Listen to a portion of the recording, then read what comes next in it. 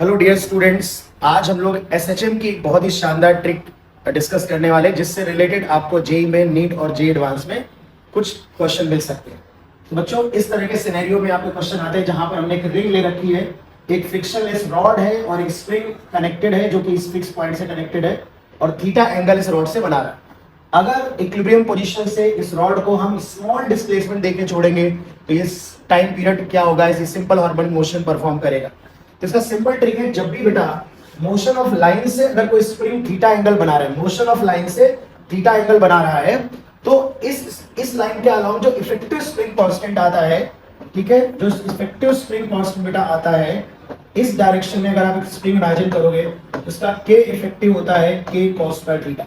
मतलब इस रिंग को तो मैं ऐसे मान सकता हूं एसएचएम कर रहा है और ये एक स्प्रिंग से कनेक्टेड है जिसका स्प्रिंग कांस्टेंट के कॉस पर थीटा। ध्यान रखना है ये सिर्फ स्मॉल एम्पलीट्यूड के लिए वैलिड होगा। तो यहाँ पर इसका जो टाइम पीरियड हो जाएगा 2 pi under root m upon के कॉस स्क्वायर थीटा।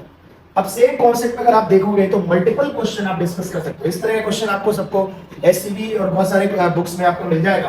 तो यहाँ पर ये लाइन ऑफ सिमेट्री है, ये K1 है, थीटा है ये बेटा थीटा है और ये K2 मान लीजिए हमने स्प्रिंग कनेक्ट कर रखा है और लाइन ऑफ सिमेट्री के अलोंग अगर ये एसएचएम करेगा तो इसका टाइम पीरियड क्या होगा। तो अगर आप ध्यान से देखें इसको बेटा, तो ये हमारा मोशन के लाइन K2 लग रहा है और ये हमारा इसका इधर की तरफ अगर के इफेक्टिव लिखेंगे तो इसको आपको लिख लेना है K1 cos स्क्वायर थीटा और इसको भी आपको लिख लेना है K1 cos स्क्वायर थीटा। तो ये दोनों पैरेलल में आपको नजर आ रहे होंगे। तो ये 2 K1 cos स्क्वायर थीटा है और K2 भी पैरेलल में होगा, बिकॉज जब आप पुश करेंगे नीचे की तरफ तो 2 K1 cos स्क्वायर थीटा भी अपवर्ड फोर्स लगाएगा और K2x भी अपवर्ड फोर्स लगाएगा। तो K इफेक्टिव यहाँ पर बेटा हो जाएगा K2 plus 2 K1 cos square theta. तो टाइम पीरियड हो जाएगा 2 pi under root m divided by K2 plus 2 K1 cos square theta. Similarly इस तरह से आप एक क्वेश्चन और देख सकते हैं बेटा। अगर इस क्वेश्चन को देखा जाए तो ये क्वेश्चन में ये जो स्प्रिंग है, अगर ये ब्लॉक ऐसे एसएचएम कर रहा है, ये वेज और वेज के परपेंडिकुलर स्प्रिंग को कनेक्ट किया, तो this angle is theta, this angle is theta. तो मोशन की लाइन से स्प्रिंग हमारा 90 माइनस थीटा एंगल बना रहा है। तो अगर मैं इसका इफेक्टिव स्प्रिंग कांस्टेंट आपको दिखाऊंगा तो इधर से तो मैंने K1 लगा रखा है बेटा, दिस इज K1 और K2 का इस डायरेक्शन में जो इफेक्टिव वैल्यू आएगी वो K2 cos square 90 minus theta है, बिकॉज मोशन की लाइन से 90 माइनस थीटा डिग्री एंगल बन रहा है।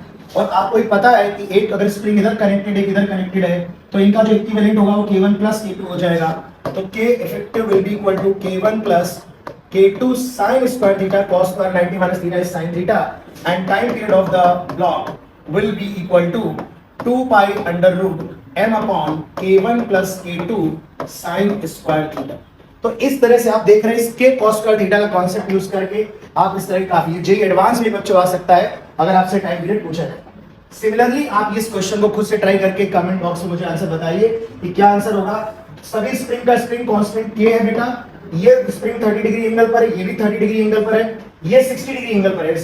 जो लाइन ऑफ सिमेट्री है बाइसेक्टर वाली लाइन, वहां से 60 डिग्री एंगल बना रहा है और ये वाला भी 60 डिग्री एंगल बना रहा है। तो आपको बताना है कि इसका टाइम पीरियड क्या होगा। कमेंट में मैं करेक्ट आंसर लिखता हूं, आप लोग मुझे इसका आंसर बताइए। थैंक यू वेरी मच, मिलते हैं नेक्स्ट वीडियो में।